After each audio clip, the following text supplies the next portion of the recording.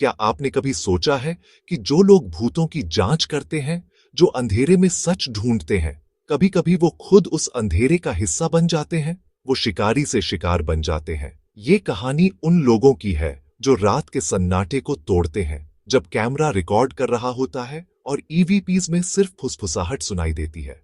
वो फुसफुसाहट जो पहले अनजानी लगती है, फिर जानी पहचानी, और एक दिन वो फुसफुसाहट आपका नाम लेने लगती है। और जब आप उस आवाज की तरफ पलटते हो तो वहां कोई नहीं होता, सिर्फ खामोशी जो आपके कानों में चीख रही होती है।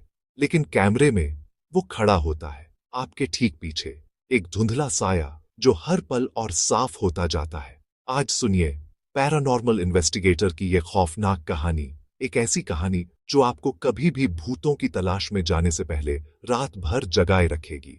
ये कहानी एक चेतावनी है। ये कहानी है अर्नव की। अर्नव 32 साल का, दिल्ली एनसीआर का सबसे फेमस और शायद सबसे बेखौफ पैरानॉर्मल इन्वेस्टिगेटर था।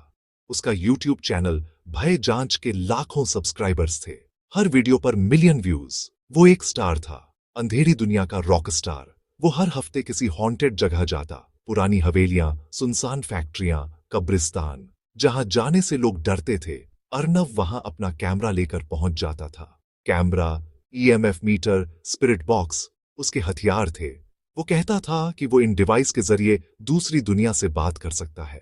लोग कहते थे अर्नव को कुछ नहीं होता, वो भूतों को भी डराता है। और शायद अर्नव भी यही मानने लगा था। वो निडर हो गया था, या शायद लापरवाह। एक रात उसे एक पुरानी फैक्ट्री का केस मिला, गुरुग्राम के इंडस्ट्रियल एरिया में, एक ऐसी जगह जिसे वक्त ने भुला दिया था। साल 2008 में वहां एक भयानक आग लगी थी। 15 मजदूर अंदर फंसकर मर गए थे। फैक्ट्री हमेशा के लिए बंद हो गई, लेकिन आसपास के लोग कहते थे कि रात को वहां से रोने और चीखने की आवाजें आती हैं, जैसे वो 15 लोग आज भी मदद के लिए पुकार रहे हों। अर्नव अकेला गया। उसने अपनी टीम को छुट्टी दे दी थी। ये स्पेशल केस है, सोलो इन्वेस्टिगेशन, उसने कहा। उसे लगा कि टीम के होने से एनर्जी बढ़ जाती है। वो अकेला उन रूहों से सीधा सामना करना चाहता था। रात 1 बजे वो फैक्ट्री में घुसा। अंदर जलने की गंध हवा में अब भी बाकी थी। धूल, जली हुई मशीनें और टूटी छत से चांद की रोशनी ऐसे आ रही थी जैसे किसी स्टेज पर स्पॉटलाइट। कैमरा ऑन करते ही ईएमएफ मीटर की सुई लाल पर पहुंच गई। हवा भारी हो गई, जैसे किसी ने कमरे से सारी ऑक्सीजन खींच ली हो। उसने स्पिरिट बॉक्स ऑन किया। सफेद शोर के बीच एक आवाज उभरी, जाओ, यहां मत आओ। गुड एक्टिविटी है, बहुत स्ट्रांग। वो आवाज का पीछा करते हुए एक पुराने ऑफिस रूम में पहुंचा।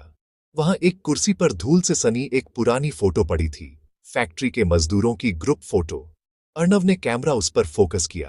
फोटो में सब मुस्कुरा रहे थे, अपनी मेहनत की जिंदगी से खुश। लेकिन उनके पीछे एक गहरा साया था। अर्नव ने झूम किया।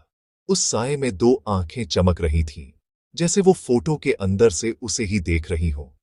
अचानक कमरे की अकेली बत्ती जलने बुझने लगी। अर्नव, तू आ गया। तुम्हें मेरा नाम कैसे पता? स्पिरिट बॉक्स से एक और साफ आवाज आई, हम सब जानते हैं, तू हमें ढूंढता है, अब हम तुझे ढूंढेंगे। अर्नव का दिल पहली बार धड़का। वो तेजी से पीछे मुड़ा। कोई नहीं था, सिर्फ खालीपन। लेकिन उसके कैमरे के छोटे से मॉनिटर में उसके ठीक पीछे एक मजदूर खड़ा था। उसका चेहरा जला हुआ था, आंखें पूरी तरह सफेद थीं और उसके मुंह से हल्का धुआं निकल रहा था। डर के मारे अर्नव भागा फैक्ट्री के लंबे कॉरिडोर में, लेकिन रास्ता खत्म ही नहीं हो रहा था। दीवारें जैसे रबर की तरह खींच रही थीं, और फिर हर तरफ से वही मजदूर निकलने लगे। 1, 2, 5, पूरे 15 लोग, सब जले हुए, सब उसे घूर रहे थे। उन्होंने उसे घेर लिया। उनमें से एक ने कहा, तू हमें रिकॉर्ड करता है, अब हम तुझे रिकॉर्ड करेंगे।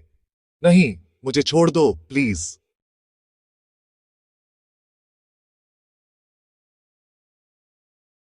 वो कैसे वहां से निकला उसे याद नहीं, लेकिन उस रात जब वो कांपते हाथों से वीडियो एडिट करने बैठा तो कैमरा में कुछ और भी भयानक था। हर फ्रेम में, हर एंगल में उसके पीछे वो मजदूर खड़े थे, और वीडियो की आखिरी क्लिप में अर्नव का चेहरा धीरे धीरे बदल रहा था। उसकी आंखें सफेद हो रही थीं, उसके मुंह से हल्का हल्का धुआं निकल रहा था। वो उनमें से एक बन रहा था। उसने फिर भी वीडियो अपलोड की, शायद वो मदद मांगना चाहता था। वीडियो का टाइटल था factory investigation real capture. Video viral हो गई, लाखों व्यूज आए, लेकिन कमेंट्स में लोग चीख रहे थे, अर्नव, तुम्हारे पीछे वो लोग हैं हर शॉट में, ये एडिटिंग नहीं है, ये असली है। कुछ दिन बाद वो लाइव आया। उसका चेहरा पीला था। वो बस इतना ही कह पाया, वो यही हैं। और फिर उसकी आवाज बदल गई। एक साथ कई आवाजें बोलने लगीं। हम यहां हैं, हमेशा के लिए। और लाइव स्ट्रीम बंद हो गई। चैनल पर वो आखिरी वीडियो थी। थंबनेल में अर्नव मुस्कुरा रहा था, लेकिन उसकी आंखें खाली थीं, और उसके बैकग्राउंड में वो 15 मजदूर उसके साथ खड़े थे, जैसे वो अब उसी टीम का हिस्सा हो। अब भय जांच चैनल बंद है। अर्नव गायब हो चुका है, लेकिन लोग कहते हैं, अगर आप रात को अकेले कोई पैरानॉर्मल वीडियो देख रहे हो और आपको अपनी स्क्रीन पर कोई परछाई दिखे, तो उसे नजरअंदाज मत करना। वीडियो बंद कर दो, क्योंकि हो सकता है वो परछाई तुम्हें भी ढूंढ रही हो, और एक बार वो तुम्हें पकड़ ले तो तुम भी इन्वेस्टिगेटर नहीं, इन्वेस्टिगेशन का अगला सबूत बन जाओगे। अगर इस कहानी ने आपके दिल में खौफ पैदा किया तो लाइक करें, सब्सक्राइब करें और कमेंट में बताएं, क्या आपने कभी कोई पैरानॉर्मल वीडियो देखकर कुछ अजीब महसूस किया है? अगली कहानी तक रात को सावधान रहना, क्योंकि कुछ जांचें कभी खत्म नहीं होती।